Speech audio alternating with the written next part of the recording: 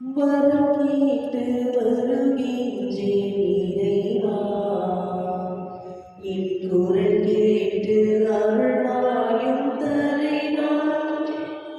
வரக்கேட்டு வருகின்றேன் இறைவா, என் குரல் கேட்டு அருள்வாயும் தலைவா. பகை சூழும் இதயத்தின் சூழலையெல்லாம் என் பாசத்தால் வரக்கேட்கின்றேன். பகை சூழும் இதயத்தின் சூழலையெல்லாம் என் பாசத்தால் தடுக்கின்ற வரக்கேட்கின்றேன். புகை சூழும் புகழ் சூழ்நிலையெல்லாம் உன் பேர் சொல்லி ஒளியேற்ற உன்னை கேட்கின்றேன். வரம் கேட்டு வருகின்றேன் இறைவா, என் குரல் கேட்டு அருள்வாயும் தலைவா.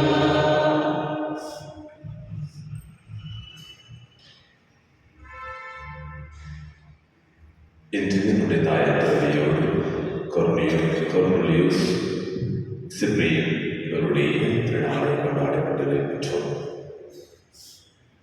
தந்தை மகன் தூய ஆவியாரின் பெயரால்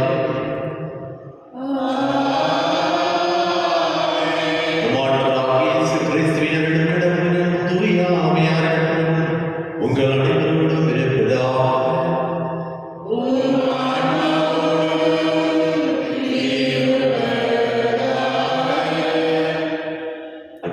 கிறிஸ்துவில் மிகவும் பிரியமுள்ள சகோதர சகோதரிகளை, இந்த திருப்பலியில் திருவழியாக டேரின், இன்ஃபரண்ட், ஜிஜே, சோபியா, எலிசபெத் ராணி இவர்களுக்கு இறைவன் அனைத்து நன்மைகளுக்கு நன்றியாகவும் அவர்கள் நன்றியாகவும் கிடைக்கின்றார்கள். அதே வேளையில் டேவிட் ஜார்ஜ் ஆண்டனி தன்னுடைய 80வது ஆண்டு நினைவு நாளிலும், Philomena Anthonidas, Alema Mahesh Babu, Margaret Rosario, Jacob Paulraj, Ambrose Michael 15வது ஆண்டு நினைவு நாளிலும், டிக்ரோஸ் மைக்கேல் உடைய ஆண்டு நடத்துவதாகவும் தொழில் சிறப்பாக ஜெபிப்போம். அதே வேளையில் எல்லா ஆன்மாக்களுக்காக செபஸ்டியம்மா ஆண்டனி அவர்கள் குடும்பத்தினரும், ஆண்டனி காணிக்க வேலி அவருடைய குடும்பத்தினரும் எல்லா ஆன்மாக்களுக்காக திருப்பலியை கொண்டாடுகின்றார்கள். அதே வேளையில் அவர்களுடைய தனிப்பட்ட கருத்துக்களுக்காக நீங்கள் நினைக்கிற காரியங்கள் அனைத்திலும் இறைவன் உங்களோடு உடனிருந்து உங்களை வழிநடத்த வேண்டுவதற்காக கோடியார் குடும்பத்தினர் தோனியா மக்காவும் உங்களை உணர்வதற்காகவும் இறைவனிடம் பேச வேண்டும் என்பதற்காகவும் திருப்பலியில் சிறப்பாக ஜெபிப்போம். அன்பிற்கு சகோதர சகோதரிகளை, தூய மறை நிகழ்வுகளை கொண்டாட நாம் துதிவரும் பாவங்களை ஏற்றுக்கொள்வோம். எல்லாம் இறைவனிடமும் சகோதர சகோதரிகளை,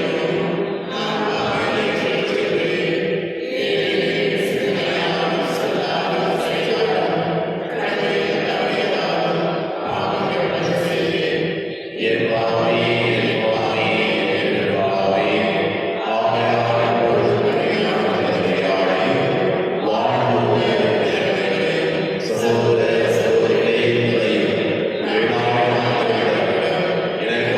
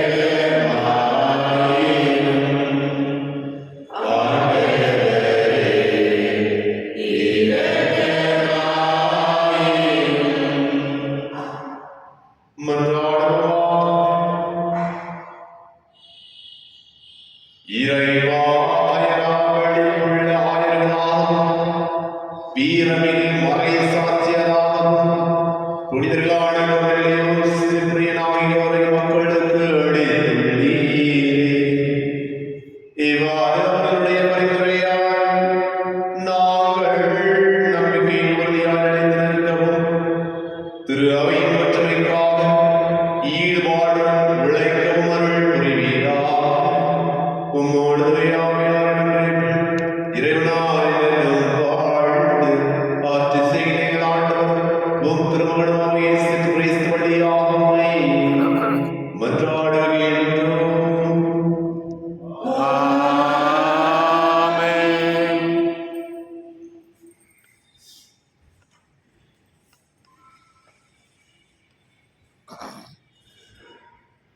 திருத்தூதர் பவுல் தீமோத்தேயுவுக்கு எழுதிய முதல் திருமுகத்திலிருந்து வாசகம்.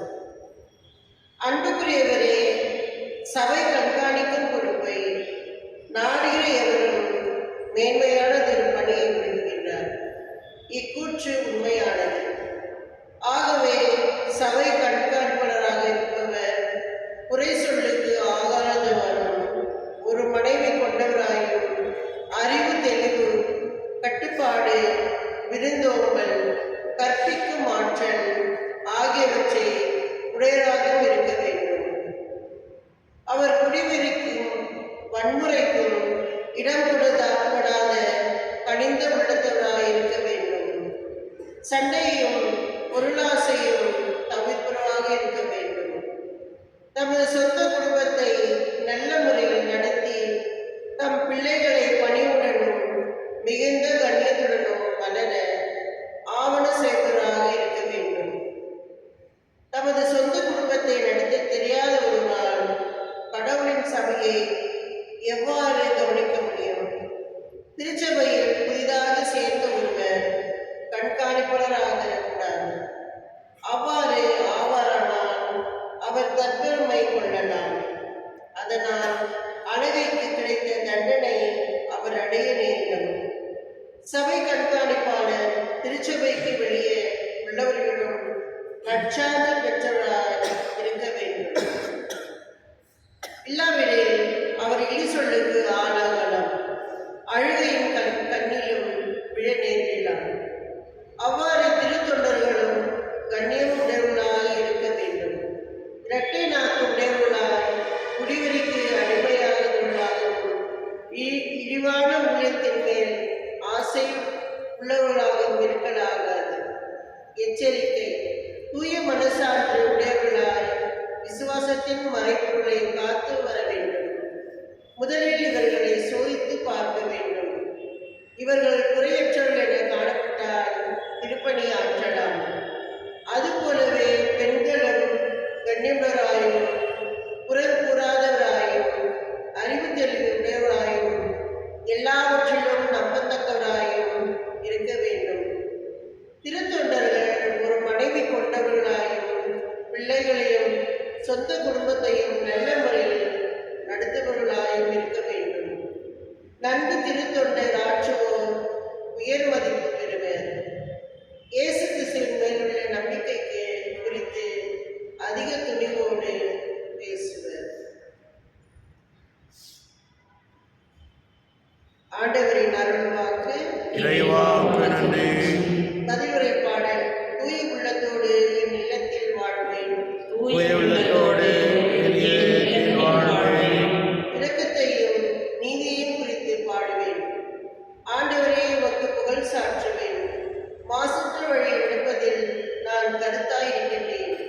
எப்பொழுதும் நீர் என்னிடம் வருவேன்.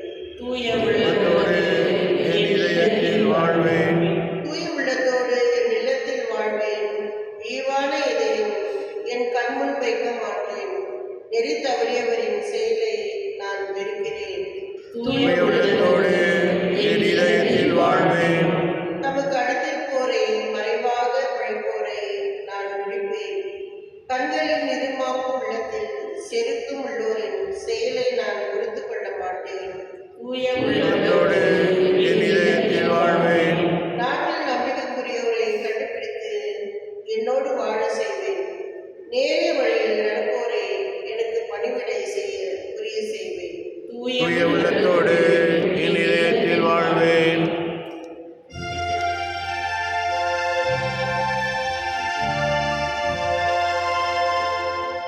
Hallelujah. Hallelujah. Hallelujah. நம்மிடையே பெரிய இறைவாக்கினர் ஒருவர் தோன்றியிருக்கிறார்.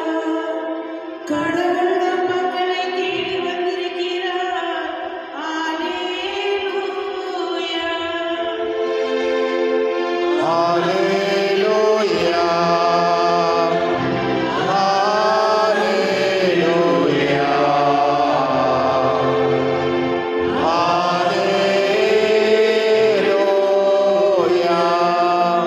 ஆண்டவர்களோடு இருப்பதாக உம் ஆன்மாவோடும் இருப்பாராக. லூக்கா எழுதிய தூய நற்செய்தியிலிருந்து வாசகம். ஆண்டவரே மாட்சி உமக்கே. அக்காலத்தில் இயேசு நயீன் என்னும் ஊருக்கு சென்றார்.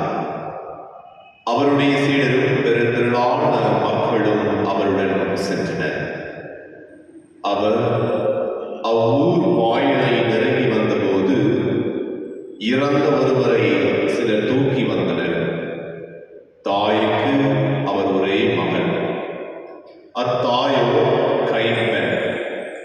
அவ்வூரை சேர்ந்த பெருந்திரளான மக்களும் அவரோடு இருந்தனர்.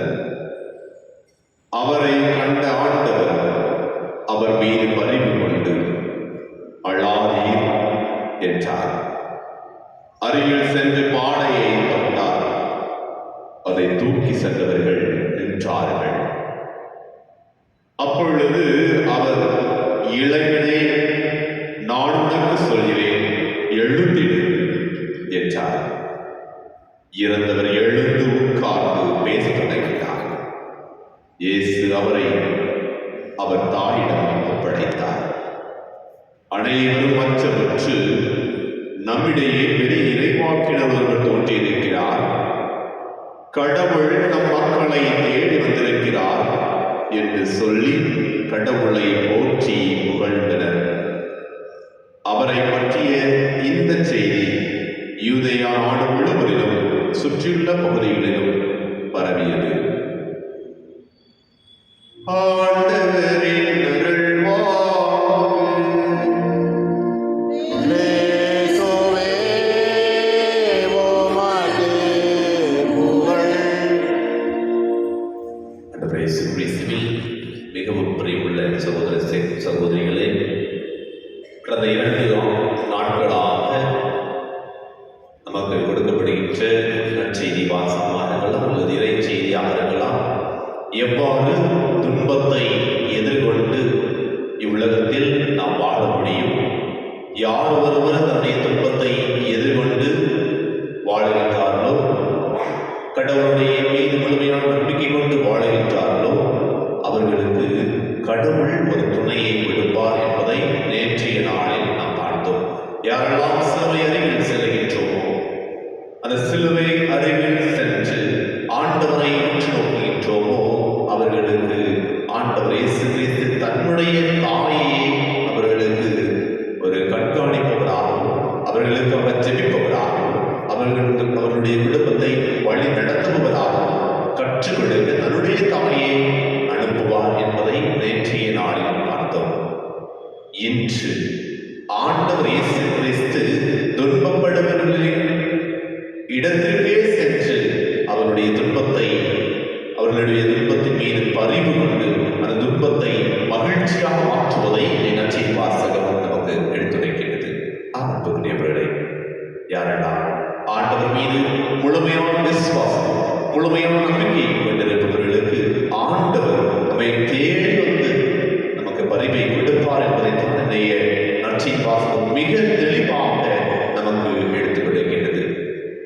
பாருங்கள், அந்த ஏழை கைம்பெண் தனக்கு இருந்த ஒரே மகன் அந்த கைமண்ணாக இருக்கின்றார். அதனை அழுது புலம்பி அவருடைய கடைசி ஊர்வலத்தில் அழுது புலம்பி சென்று கொண்டிருக்கின்ற பொழுது ஆண்டவர் அங்கு செல்லுகின்றார். அவரை யாரும் போய் அழைக்கவில்லை. அந்த வழியாக செல்லுகின்ற ஆண்டவர் அந்த கைமண்ணின் நிலையை கண்டு அந்த கைமண்ணுக்கு மகிழ்ச்சியை கொடுப்பதை அந்த இளைஞனை அந்த பானையை தொட்டு எழுந்திடு என்று கேட்கின்றார். இந்த வார்த்தையை இறந்த நபர் கேட்டு அதன்படி எழுந்து நிற்கின்றார். உடனே அந்த எழுந்த இளைஞனை, இறப்பிலிருந்து வென்ற இளைஞனை தன்னுடைய தாமிடம் ஒப்படைக்கின்றார். அன்புக்குரியவர்களே, பல நேரங்களில் நாமும் நம்முடைய தீய எண்ணங்களால் இறந்திருக்கலாம். நம்மை துன்பத்தினால் பலர் அவமானப்படுத்தி நம்மை இறப்புக்கு உள்ளாக்கியிருக்கலாம். நாம் மீள முடியாத உயர்நிலையில் நாம் இருக்கலாம். இன்று நம் ஒவ்வொருவரையும் பார்த்து இறைவன் கூறுகின்றார், என் மகனே, என் மகளே, எழுந்திடு. உன்னுடைய துன்ப நிலையிலிருந்து எழுந்திடு. உன்னுடைய நம்பிக்கையின்மையிலிருந்து எழுந்திடு. நான் உன்னோடு இருக்கின்றேன் என்கின்ற வாக்குத்தத்தத்தை, என்கின்ற நம்பிக்கையை இறைவன் ஒவ்வொருவருமே உணர்த்துகின்றார். நாம் அந்த இறைவனுடைய வார்த்தையை வாழ்வாக்குகின்றோமா? அந்த இறைவனுடைய வார்த்தைக்கு செவியுடைகின்றோமா? எப்பொழுது நாம் அந்த ஆண்டவர் இயேசு கிறிஸ்துவினுடைய வார்த்தைக்கு செவியுடைகின்றோமோ அப்போது நாம் கூறலாம். லூக்கா 7ஆம் அதிகாரம் 14ஆம் வசனத்தில் கூறப்படுவது போல நம்மிடையே பெரிய இறைவாக்கினர் ஒருவர் தோன்றியிருக்கின்றார். கடவுள் நம் மக்களை தேடி வந்திருக்கின்றார். பாருங்கள், இன்னும் சிறிது நேரத்தில் நற்கருணையின் முடிவாக நம்முடைய ஒவ்வொருடைய கரங்களில் உணவாக வருகின்ற இறைவனை, நம்முடைய துன்பத்தை மாற்றுகின்ற இறைவனை, நம்முடைய துன்ப துயரங்களில் நம்மோடு அதை எதிர்கொள்ளக்கூடிய சக்தியை கொண்டிருக்கின்ற இறைவன் நம்மோடு வர இருக்கின்றார். அந்த இறைவனுடைய உணர்தலை, அனுபவத்தை பெற்று இவ்வுலகத்தில் மகிழ்ச்சியோடு வாழக்கூடிய ஆற்றலை ஆவின் வல்லமையினால் நம்ம ஒவ்வொருவரும் பெற்றுக்கொள்ள வேண்டும் என்பதற்காக இந்த திருப்பணியில் சிறப்பாக ஜெபிப்போம். என்னுடைய ஆசீர்வாதம், என்னுடைய அருளும் நமக்கும் நம்முடைய குடும்பத்திற்கும் எப்போதும் இருப்பதாக.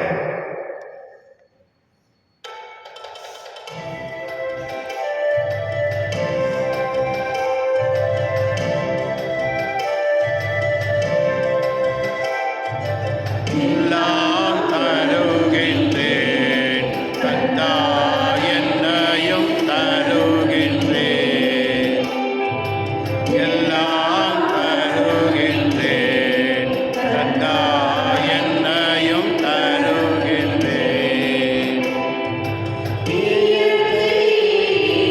மலர்கள் பறித் தருவேன் உமக்கு காணிக்கை. இயற்கையே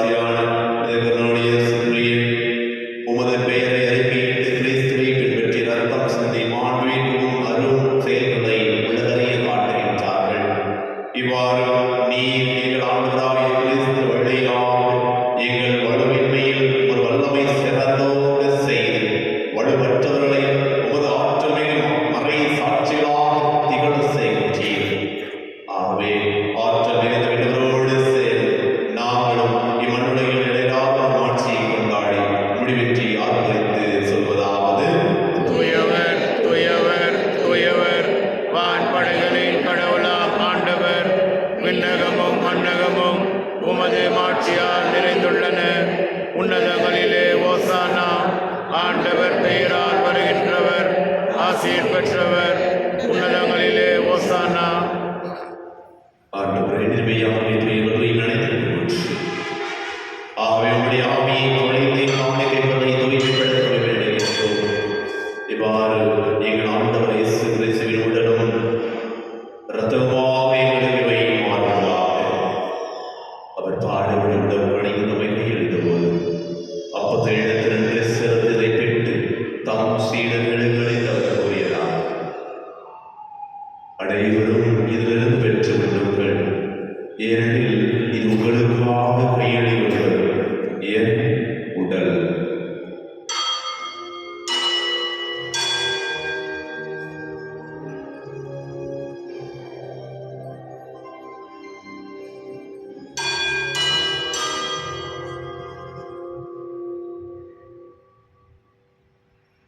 அவனுமே இரவு பிறந்த எழுதியதை கிண்ணத்தையும் எடுத்து மீண்டுமாக நன்றி கூறி தாம் சீடர்களுக்கு அடித்தவர்களார்.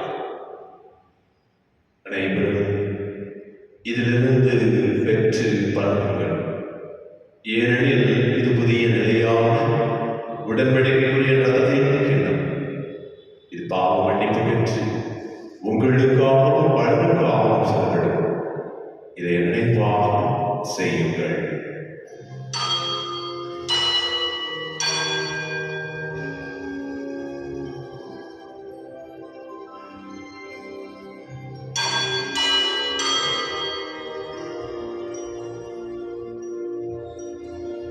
நம்பிக்கையின் மறைபொருள் கிறிஸ்து இறந்தார், கிறிஸ்து உயிர்த்தார், கிறிஸ்து மீண்டும் வருவார்.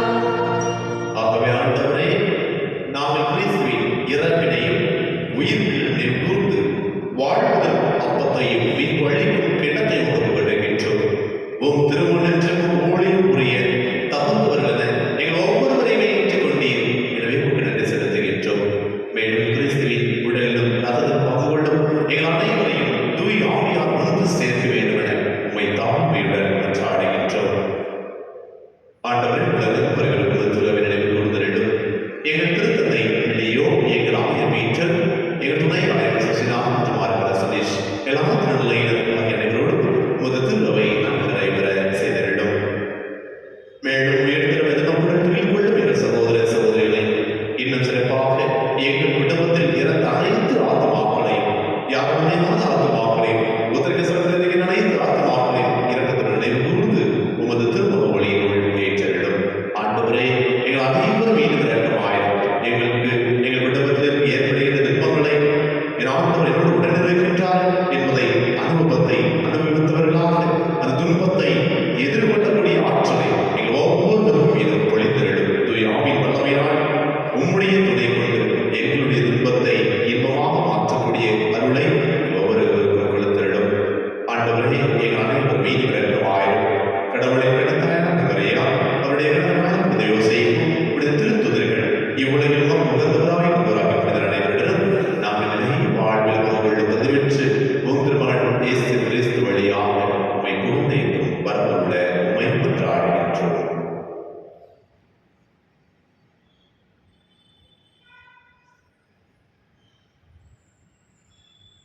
இவர் வழியாக இவரோடு இவர் எல்லாம் வல்ல இறைவனாகிய தந்தையே, தூய ஆவியானவரே, எல்லா புகழும் ஆட்சியும் என்றென்றும் உமக்கு உரியதே.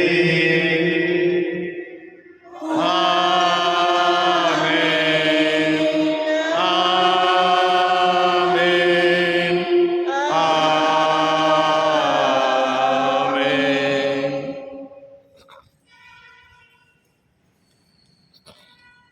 விற்பனை அறிவிக்கப்பட்டு இறைப்படிப்பினால் பயிற்சி பெற்ற நாம் அனைவரும் துணிந்து சொல்வோம்.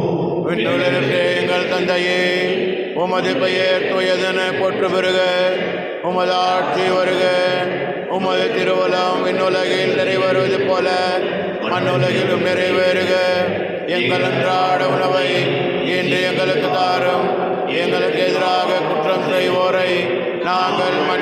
போல எங்கள் குற்றங்களை மன்னியும், எங்களை சோதனைக்கு உட்படுத்தாதையும், தீமையிலிருந்து எங்களை விடுவித்தள்ளும். ஆண்டவரை தீமை அழைத்தவர்களை எங்களை விடுவித்து வாழ்நாளில் அமைதியை கடைபிடிக்கிறவர்கள் காடுகின்றோம். உதவியால் நாங்கள் பாவத்திலிருந்து போதனை வென்று யாதொரு வெள்ளத்தும் என்னை அறமாயிருக்குமாக நாங்கள் இருந்திருக்கும் என்பதற்காகவும் இமைப்புறாக இயேசு கிறிஸ்துவின் வருகைக்காகவும் காத்திருக்கின்றோம். ஏனெனில் ஆட்சியும் வல்லமையும் ஆட்சியும் என்றென்றும் உமது. ஆண்டவரே இயேசு கிறிஸ்துவே, அமைதியை உங்களுக்கு விட்டு செல்லுகின்றேன், என் அமைதியையே உங்களுக்கு அளிக்கின்றேன் என்று திருவெழுக்கு மொழிந்தீரே. எங்கள் பாவங்களை பாராமல் உமது திருவையின் நம்பிக்கைகளை நோக்கி உமது திருவுள்ளத்திற்கு ஏற்பதற்கு அமைதியையும் ஒற்றுமையையும் அளித்திடுவீராக என்று வாழ்ந்து ஆட்சி செய்கின்றவர் நீரே. ஆமென். ஆண்டவருடைய மீது உங்களோடு என்றும் இருப்பதாக. உம் ஆன்மாவோடும் இருப்பதாக. ஒருவருக்கொருவர் அமைதியை பகிர்ந்து கொள்வோம்.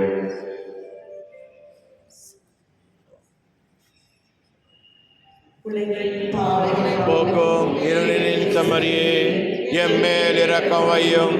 உலகின் பாவம் போக்கும் இருளின் செம்மறியே, எம்மேல் இரக்கம் வையும். உலகின் பாவம் போக்கும் இருளின் செம்மறியே, எமக்கு அமைதி அருளும்.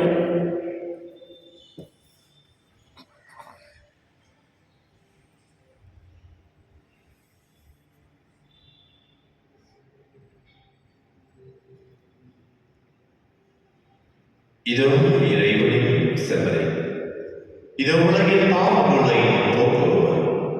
செம்மறியிடத்துக்கு அழைக்கப்பட்ட நாம் அனைவரும் பெயர் பெற்றோர். என் ஆண்டவரே, நீர் எழுந்தருள நான் தகுதியற்றவன், ஆனால் ஒரு வார்த்தை மட்டும் சொல்லி அருளும், எனது ஆன்மா நலமுடையும்.